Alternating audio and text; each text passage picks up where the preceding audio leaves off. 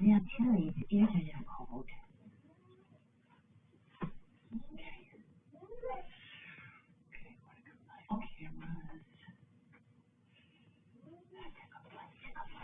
You gotta keep me nice and warm. You gotta keep me nice and warm.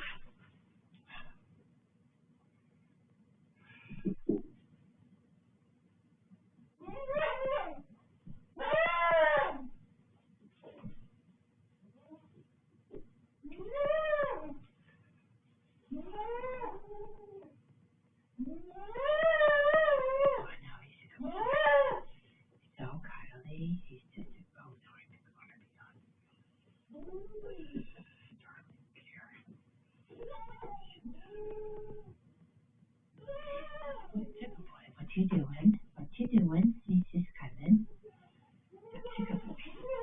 I don't think I have any Wi-Fi here.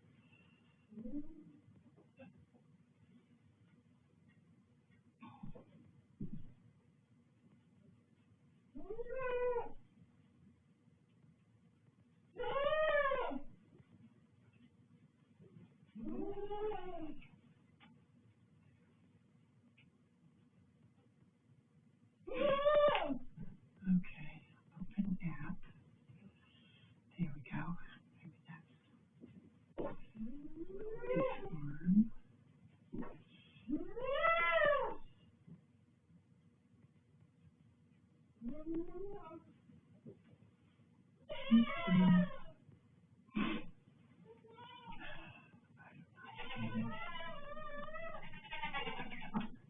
I'm not really sure. I'm looking here to see if this is actually working. I could be just sitting here all by myself, talking to myself. But I'm not by myself. I have a little bunny with me. I can't figure out how to get the questions to come up or anything else. So I will just ramble on, I guess. First, try to figure out how to. Okay, so you know I always say problems on top of problems. It seems that I went to a wake last night, and between my car and an open casket, and then back to my car, I lost my cell phone. And so I've been 24 hours without my cell phone. So I'm using Carlene's cell phone. And God knows, she's on it. I don't even know what network she's on, so I don't think she has Wi-Fi out here. But the good news is I did finally find my phone. I guess it fell out of my pocket in the parking lot. And when I went, yeah, so anyways, I have to go after this and go get my phone. So that's the good news. So I can't read any of the questions, but I do have a couple announcements to make. One of them is you might notice that I have a bunny on my lap. This is Moose. He's a good bunny. He's got little eyeballs there. This is Moose. And Moose is a Flemish giant. He's 2 years old, and he came from a breeder that was going out of business. And you might wonder why we took in extra rabbits. We have some sad news. Big bunny, Ziggy, has passed. Unfortunately, Ziggy got loose. Well, it was the frozen, it was a couple different scenarios that we didn't foresee, and it's very upsetting for me. But the door to the duck house was frozen. The snap was frozen, so somehow that played a factor in him being able to squeeze out and get loose in the early hours of the morning. And he got out in the pond area where, you know, the normal duck area, which is, in all intents and purposes, a bunny safe place for him to be. It has a 6-foot fence all around it.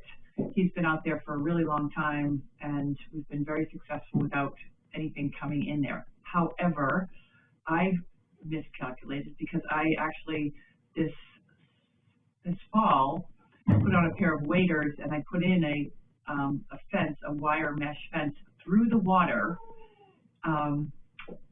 and that was about, I don't know, it was probably 4 feet, 5 feet, but I figured nothing would ever, if a predator has to swim through the water, then climb over this 4 foot, it probably had, oh well, I can tell you, it had about 2 feet above it, but it went through the water.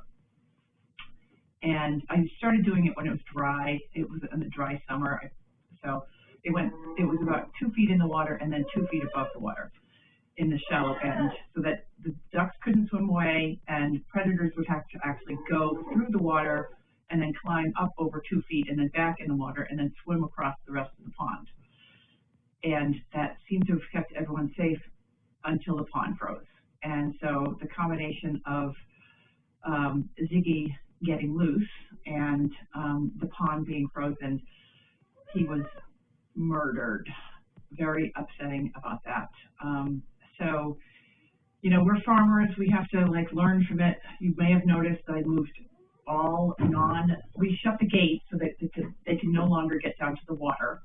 So if something were to get in to that area, they would at least have to climb up over the fence that is over by Donkey Cafe. So there's a gate there, there's a fence there that will prevent most animals from not being able to get into where the ducks and the rabbits and everything else were. However,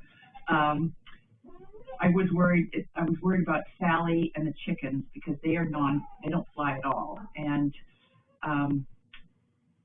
I was worried that something would still get into the pond, run across the pond, and then up over the fence. So we moved Sally and the 2 chickens over to live with the cows. They have a run-out area, although nothing should run out. It's too cold right now. So we moved Sally and the 2 chickens over there. And then we realized how important the bunny program is to Goldie's Farm, even though I was devastated. It was awful. It was awful. You have to say that it's my fault that we are losing all these bunnies, because I'm doing what most people that have bunnies don't do. Most people that have bunnies keep them in a very, very confined space. And I refuse to do that because I like things to be free and to be able to run and be happy. And Ziggy, every day that little bunny had the best life. He would run around, he would eat the leaves, he identified as a duck, but he was always a little bit. It's hard to keep the bunnies safe because they dig under things and they get loose. And so if I had kept him in a confined area, he would have had much less quality of life, but he'd still be around. So we've reevaluated our bunny program, and we live right next to the forest. And this time of year, everything's a little hungry and coming to the farm to look for meals. So I think that we should actually give us a pat on the back that we've kept everything safe so far. But we're learning from the lesson, and we are now reevaluating the bunny program, which is very important. So we went, Elizabeth and I drove down to the Cape. There was a breeder that was getting rid of this, her breeding program of Flemish Giants. Again, Goldie's Farm. This was just so remarkable. We're like, what are we going to do? We don't have any bunnies. We were thinking about going down and, to the local adoption shelter and getting something. And Elizabeth came across this post that on some Flemish Giant page. He's falling asleep. He's so tired. He's a good bunny. That a breeder was going out of business and desperately needed homes for bunnies. But by the time we got there, Moose and one other bunny were left. She's not getting out of the breeding. She's breeding a different kind of rabbit, an intercontinental or something, a bigger Flemish Giant. He's falling asleep. He's such a nice bunny. He's keeping him warm. So we met Moose. We talked on the phone. She said he was be perfect, and he is perfect. He is a perfect little bunny. Of course, he's never going to actually be as perfect as my little bunny, but he's very good. He's very good. He's actually easier to handle, easier to pick up. He went on his first trip yesterday to Methuen, and I would show you the pictures, but they're in my phone, which, as I mentioned, is not with me. Problems on top of problems. I would show you the pictures, but I can't because they're in my phone. But I'll post them as soon as I'm reunited with my phone. And he's easy to pick up. However, when we went to go get him, that would leave one bunny by herself, and I don't like bunnies to be by themselves, especially we talked to him, and we got him, and we met him, and he was perfect. So we were like, all right, we'll take this one, and we picked him up and from his little cage, and to bring him. And I was like, well, what about the other bunny? How long have they been together? And she said, oh, they've been together for about a month. I'm like, well, you know, he's probably bonded with her, and I don't want him to be like. I think Ziggy was, you know, very very happy by himself, but he was bonded. The other one's a girl, so he's pretty bonded with her. So we said, all right, we'll take the second one. So we get in the car, we get the second one, who is much bigger, and she's a little wild. She is a little wild. I should have, maybe tomorrow I'll bring her. Because having a bunny on your lap in this cold room is kind of warming. So we get in the car, and literally we had to stop at IKEA because we were out running errands when Elizabeth and I were running errands and things when we got this notice about the bunnies in down the Cape, and it was easier for us to drive straight to the Cape than to go home, get a crate, and then drive to the Cape. And so we went to IKEA, which is a whole other problem. Can't get in and out of IKEA with Elizabeth without filling up the car. So the car gets full of stuff from IKEA, and we got a big plastic crate thing that we could put them in. I said, "Oh, buddy, it's so pretty." So then we get the boy bunny, we get the girl bunny, and they've been together for about a month. So we start driving home, and I'm like, you know, what's the gestation period for bunnies? Elizabeth looks it up on the phone. She's like 30 days. So now, I guess we may be having bunny babies any day now, which is a little bit of a shocker. So we'll be dealing with that. And we decided what we'll do when we have all these bunnies is that we're going to start handling them from a very, very young age. And we're going to, because they are the easiest animals for Goldie's Farm, because you just put them in a fancy little carriage and roll them around, and bunnies seem to really like it. Ziggy loved it. This guy loves it. He just got scratched. This guy actually ate carrots out of the senior's hands, and it's very easy. So I think if we start handling the bunnies from a young age, and then you know, because it also said we could have between 8 and 12 bunnies. We'll just handle them, and then we'll offer them in pairs of two girls or two boys, with the requirement that they have to have a big and spacious, safe area to live. And we'll offer them to other nonprofits or people. I think there's a donkey loose. I can hear donkeys loose. Okay, we're not going to worry about that right now. What gate did I leave open? Speaking of, okay, so anyway, I can see donkeys. They're in the aisleway of the barn. How did they get out? Definitely donkeys. All right, well, we're not going to worry about that. So we will offer them to people that want to bring them to nursing homes and be good pets for them and continue the good work that Goldie's Farm does, which has always been kind of one of the things that on our back burner that we want to be able to do is train animals to do what we do, because once you get a bunch of trained animals going to nursing homes, there are nursing homes all over this country, all over the world that need animals to come and visit. So if we could do that, then that is, I think, a great benefit. I see Arthur and Dimitri right out the window for Goldie's Farm. So that's the update on all of that. And yeah, so I wish I could answer some questions. We had a job yesterday, the job today. They have this new flu that's going around that's pretty awful for people. So we opted out of the visit today. We have one tomorrow in Peabody, a new nursing home. And I'm still working on trying to get this pellet stove inspected, and I pulled out the generator, and we're putting it all together, and I won't leave until Carlene has a generator. So that's hopefully going to be a generator and a pellet stove that will be able to keep her warm when we lose power. We had a really miserably windy night last night, so really glad we took down that big tree, and I realized how easy it is to lose power. Can you guys hear those donkeys? I don't know what I'm going to do. I got a rabbit. I'm not going to be able to catch this donkey, so let me just go yell at them. Or see what the status is. Hold on.